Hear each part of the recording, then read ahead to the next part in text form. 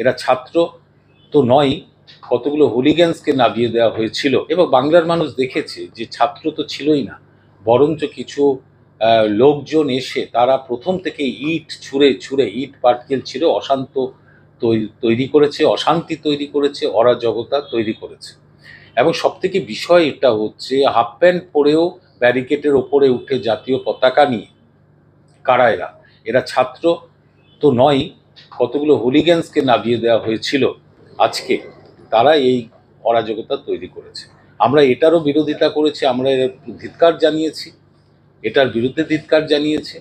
এবং জাতীয় পতাকা যেভাবে এই রাজনৈতিক এই আন্দোলনে ব্যবহার করছে এবং জাতীয় পতাকার মধ্যে ডান্ডা বেঁধে তাই দিয়ে মারতে দেখা যাচ্ছে, এই টিভি চ্যানেলে একটু আগেই আমরা দেখলাম, এটা জাতীয় পতাকার চূড়ান্ত অবমাননা। যারা জাতীয় পতাকার সম্মান মর্যাদা দিতে জানে না, সেই রাজনৈতিক দল আজকে নবান্ন চারিদিকে এই অরাজকতা তৈরি করেছে। পুলিশ শান্তপূর্ণভাবেই অত্যন্ত ধৈর্য সহকারে সেটা মোকাবিলা করেছে, কিন্তু আগামী দিনে বন্ধ হচ্ছে না।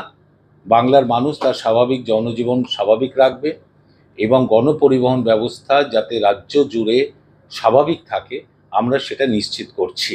এবং সাধারণ মানুষকে বলছি, কোনো চিন্তার কোনো কারণ নেই, আপনারা স্বাভাবিকভাবে আপনাদের গন্তব্যে পৌঁছবেন। এবং বেসরকারি বাস ওনার্স অ্যাসোসিয়েশন এবং যত ক্যাব আছে, যত ছোট ছোট গাড়ি আছে, তাদেরও আমরা অনুরোধ করেছি যে আপনারা আপনাদের যে পরিবহন ব্যবস্থা সেটাকে জারি রাখবেন। বাংলা বন্ধ চায় না, বাংলা এগিয়ে যেতে চায়।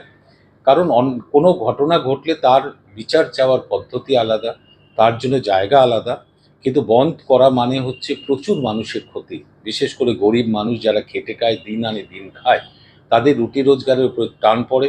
আলটিমেটলি রাজ্যের যে ক্ষতি হয় সেই ক্ষতিটা গিয়ে পড়ে সাধারণ মানুষের ওপর। সেইটা কোনো মতেই আর বাংলায় ঘটুক, এটা আমাদের সরকার চায় না, আমরা কখনোই সেটা চাই না। এটার জন্যই বলা। এবং এর জন্য আমরা কন্ট্রোল রুম খুলেছি। আমরা প্রতিটি বাস কর্পোরেশনকে নির্দেশ দিয়েছি সরকারি সমস্ত বাস ভেসেলকে কালকে রাস্তায় নামাতে।